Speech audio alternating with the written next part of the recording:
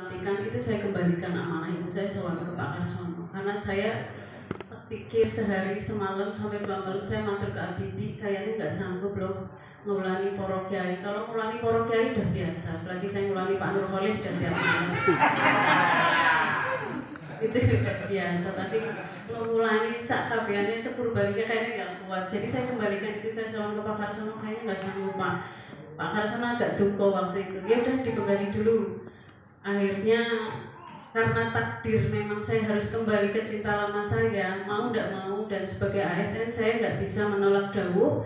Akhirnya dengan bismillah saya kembali lagi masuk ke rumah besar PD Pontren. Dan ternyata begitu saya masuk rumah besar ini, yang saya lihat juga wajah-wajah lama, masih kombes, masih jalan. Saya biasanya kalau manggil kesayangan yang sebelah sana, om baik Pak Ahmadi, saya biasanya manggil om baik gitu. Ada Pak Kiai Soekarno yang ujung sebelah sana itu panggil kesayangan saya Insinyur Soekarno. Kalau dari jauh persis banget Pak Soekarno, nggak Pak Kiai Dayat itu. Oh, dari jauh. Kalau dari jauh pakai sedotan lagi. Jadi ya, tapi itu panggilan kesayangan dan dilalai, mudah-mudahan sih pada nggak kebawa sampai hati. Nah, yang sampai sekarang yang belum saya dapat panggilannya untuk Mr. Juan ini belum, karena antara kayak Oriental, kayak Jepang, kayak Korea saya belum tahu mau manggil Koh, takutnya Koh Jo ini marah gitu. Jadi saya apa aja, yang penting masih bisa nafas ya Pak Jo ini.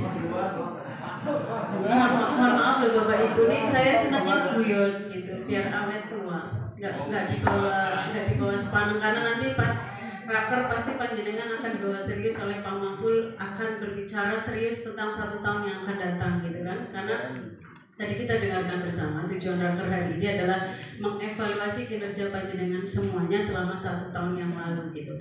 Kegiatan kalau tidak dievaluasi juga akhirnya akan jor-joran, tidak tercapai program-program yang sudah dilaksanakan. Programnya bagus, kalau nggak dijalankan dengan baik, timingnya bagus, terus dilaksanakan dengan baik tanpa koordinasi juga hasilnya nol. Kan ngantang. Perencanaan yang bagus dilaksanakan dengan bagus, dievaluasi dengan bagus, hasilnya akan maksimal. Tapi kebanyakan kita, kayak saya sendiri di kantor begitu. Kayaknya perencanaannya udah bagus, ternyata begitu sudah menjadi mata anggaran, sudah menjadi DIPA, kita lihat loh, ini biaya Porsadin cuma segitu, ini biaya untuk monitoring seperti itu gitu. Akhirnya harus berpikir ulang, kira-kira saya bisa nggak mengampu ini dalam 1 tahun, pembiayaan dalam 1 tahun itu contoh dalam di kantor kita. Nah ini tadi saya dikasih tahu sama Mas Mahful rencana kerjanya panjenengan semua yang 1 tahun yang akan datang. Kalau yang sudah terlewati nanti Pak Mas Mahful akan evaluasi. Nah kebetulan yang tadi sudah disampaikan oleh Pak Mahful, bagaimana nanti panjenengan semua bisa membawa Madrasah Diniyah di Kabupaten Purbalingga itu menjadi cemerlang gitu ya. Kalau digandulakan ke saya ini beban berat. Kalau tahun kemarin saya pinjam istilahnya Pak Kiai Rohib itu jadi PD Pontren kayak freezer. Nah begitu Pak Rohib dengar saya masuk PD Pontren, mudah-mudahan orang kayak freezer tapi mandan kayak pawon medeni banget. Kemarin saya pawon di Kawa Pak. Kalau di Kawa saya dibilang pawon karena saya jadi kayak Ahok Wadon. Tapi kalau dengan para kiai, dengan para ustadz-ustadzah saya tidak bisa seperti pawon. Mungkin paling bisa seperti kipas saya tukang sate di kami. Ya mandan sangit sepedil, tapi mandannya napa nggih sempriwing-sempriwinge sehingga hawanya itu tidak membeku. Dan ini kebekuan yang sudah terjadi selama ini tidak menutup nggih, tidak menutup kebekuan. Memang bukan lagi apa-apa, kita tadi cerita evaluasi selama ini saya juga dapat PR-nya banyak sama Pak Kepala. Bu kepriman caranya mama PD Pontren jadi orang beku. Nah saya kan pusing kalau kemarin waktu syukuran saya dibilang sama Pak Imam katanya Bu Nyai akan mencairkan Pak Kiai. Saya nggak tahu nih yang dicairkan oleh saya sama Pak Kiai ke Pak Kiai itu apa ya, saya nggak tahu. Nah mohon mumpung ini saya lagi face to face dengan panjenengan semua, mohon kerjasamanya, mohon dukungannya. Mudah-mudahan dalam masa saya diberi amanah untuk ngomong, judulnya ngomong nopo mengintili ya Mas Maful ya. Saya derek langkahnya poro kiai, poro nyai di sini. Saya mohon bimbingan panjenengan semua, mohon kritik saran, mohon kerjasamanya sehingga nanti apa sih gitu, apa yang menjadi keruwetan gitu. Karena panjenengan juga adalah pimpinan di masing-masing madrasah diniyahnya kan gitu ya. Sebagai pimpinan, salah satu tugas pimpinan adalah pertama mengidentifikasi apa sih yang menjadi keruwetan yang ada di dalam madrasah panjenengan semuanya. Kalau panjenengan sudah ketemu nih yang ruwet-ruwet gitu kan, baru nanti apa jalan keluar dari keruwetan itu. Ini kayaknya curhatnya aku di PD Pontren gitu ya. Dalam kalau duit sama aja Mas, panjenengan ruwet, saya ruwetnya kuadran gitu. Nah kemudian sebagai pimpinan panjenengan juga harus bisa menjadi problem solver gitu kan, bukan menjadi pengeruk suasana, tapi menjadi pencerah suasana, menjadi orang yang mampu mencari jalan keluar yang bagus. Dan semua itu bisa dilaksanakan jika dilandasi atau dilakukan dengan cinta. Saya kalau di KUA bilang gini Pak, kadang teman-teman di KUA kan digeret angel. Saya bilang kalau tindak ke kantor itu seperti kita mau berangkat piknik gitu. Jadi nggak mikir ruwetnya. Panjenengan juga sama ya. Badai tindak mucal, arep tindak kesini rakyat juga kan berpikir nih, kayaknya bensin di tangki ada apa enggak gitu. Tapi nggak terpikirkan, saya yakin karena keikhlasan panjenengan semuanya kan gitu. Sebetulnya Pak Karim. Itu sudah jelas di sini sudah ada nih bunyi transport. Inggris, ini kan kaji Arif nih. Jadi ruwetnya panjenengan sudah terbayar oleh Mas Arif. Tapi ketika ketemu dengan ruwetnya kegiatan di madrasah diniyah yang tadi ada kurikulum yang belum tercapai, atau buku ajar yang belum dibeli, atau mungkin nanti ada agenda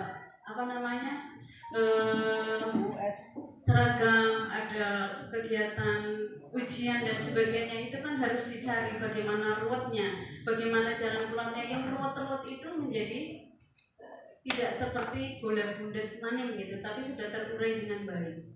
Nah, ketika itu tadi tidak dilandasi dengan cinta terhadap profesi, saya yakin sudah bubar. Tapi dengan wajah-wajah yang lama sekarang ini berarti panjenengan memang begitu cinta dengan profesi panjenengan, menggulawentah putra-putra panjenengan di madrasah diniyah, sehingga dengan begitu lamanya rentang waktu semakin berkibar. Kemarin saya cerita sama Mas Maful, MS di pondok di madrasah diniyah termasuk sudah mau masuk ke 10 besar di Jawa Tengah. Ini suatu prestasi yang luar biasa kan begitu.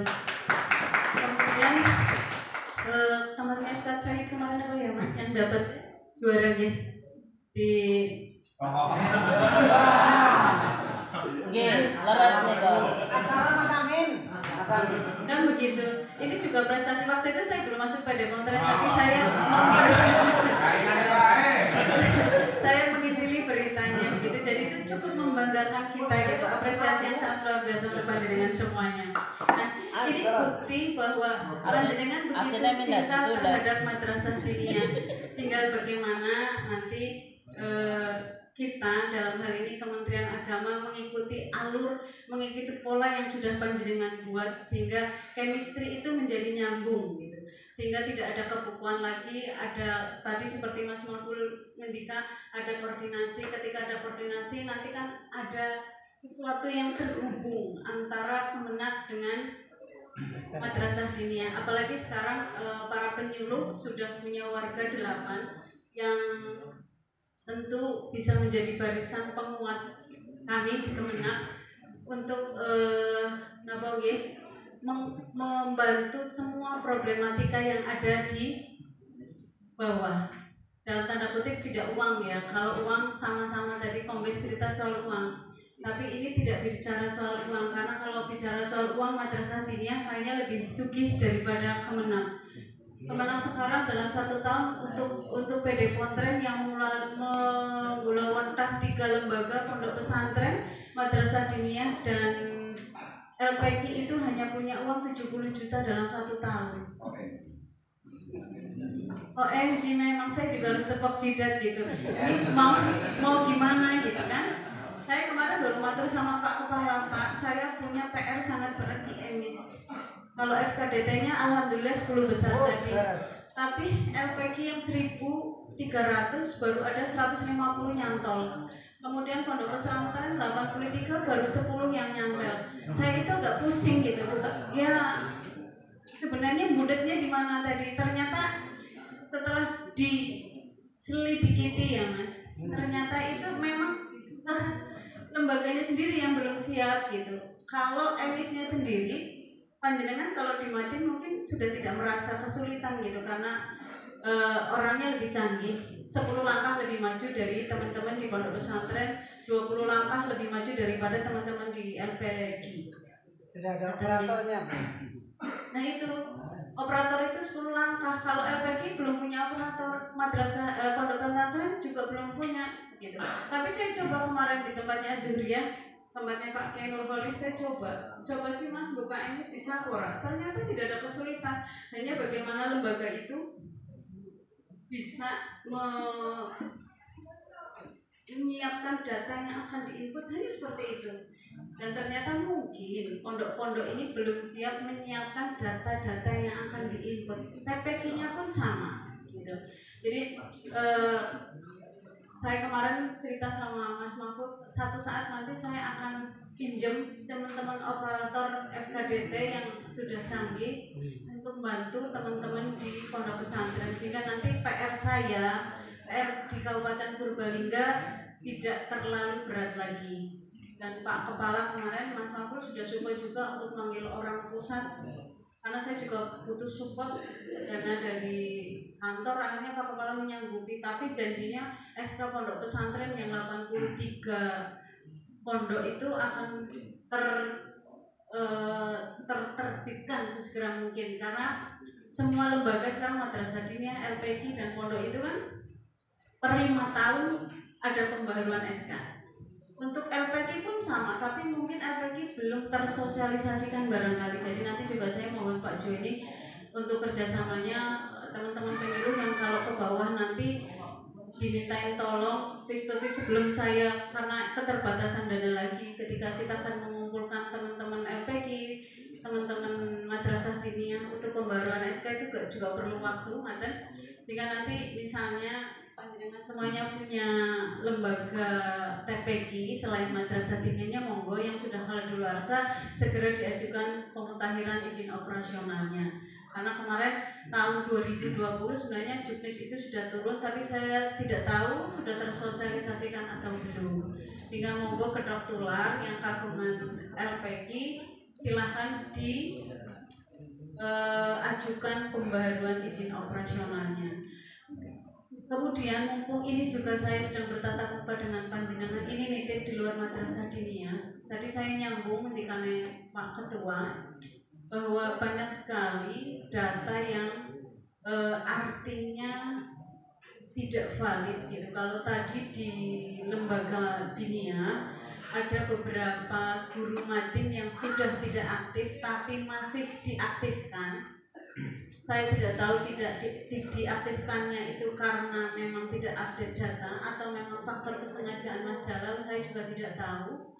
Jadi monggo itu diperbaiki. Kemudian saya juga minta tolong yang LPG-nya, kalau panjenengan punya informasi terkait dengan lembaga pendidikan Al-Quran di bawah yang tidak aktif, monggo saya dibantu dilapori, sehingga nanti di database kita akan kita bekukan.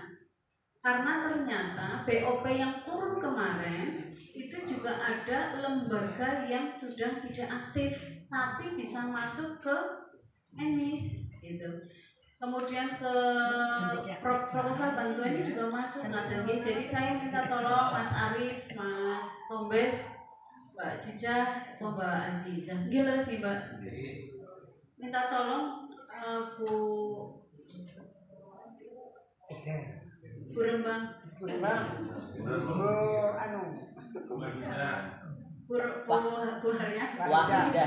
Wahidah Solihah. Bu Wahidah minta tolong nanti diworo-woro ke lingkungan sekitarnya, dan kalau menemukan LPG yang memang sudah tidak aktif, kita tolong dibantu, dikabari untuk kita bekukan, karena kita juga dapat teguran dari pusat, kemudian dari provinsi. Kemudian terkait dengan madrasah diniyah, tentang Porsadin, saya masih ingat Porsadin terakhir yang kita datangi di dekat rumahnya Pak Pono yang itu kemah santri campur Porsadin apa ya waktu itu. Campur kemah santri. Jadi itu indah sekali waktu itu, dan mudah-mudahan saya tahun ini bisa mengikuti lagi Porsadin yang berapa Mas Novo? Yang kelima Porsadin yang keempat ya. Kelima, keempat yang penting Porsadinnya bisa jalan, dan monggo bagaimana itu bisa berjalan. Kalau dulu masih bisa tercover dalam DIPA, nah sekarang karena adanya COVID-19, DIPA belum turun, anggaran itu sudah terpotong 5%. Saya belum terima kitab sucinya keuangan, itu Kementerian Keuangan sudah bilang potong 5% dari anggaran 52. Jadi semakin tahun itu biaya dari negara semakin menurun karena untuk cadangan biaya COVID. Biaya COVID itu diprediksi sampai tahun 2025. Nah, dan sehingga mau tidak mau pembiayaan kita itu semakin surut. Kalau zaman dulu Porsadin terbiayai, kemudian percetakan kecil ya Mas. Ya, gitu. Meskipun 50-50 lah waktu itu saya masih ingat, masih bisa tercover, tapi sekarang semuanya panjenengan bisa mandiri, dan ini berjalan sampai bertahun-tahun. Ini suatu luar biasa. Matur nuwun sangat panjenengan begitu bersemangat manage di Madrasah Diniyah se-Kabupaten Purbalingga, dan mudah-mudahan pertemuan hari ini Rakerja FKDT Kabupaten Purbalingga akan membawa perencanaan yang bagus di tahun 2022, dan semua rencana kegiatan akan dapat terlaksana dengan baik. Demikian yang bisa saya sampaikan, kurang lebihnya mohon maaf. Akhirnya marilah kita buka kegiatan rapat kerja cabang FKDT Kabupaten Purbalingga tahun 2022 dengan bacaan basmalah bersama. Bismillahirrahmanirrahim. Assalamualaikum warahmatullahi wabarakatuh. Waalaikumsalam warahmatullahi wabarakatuh.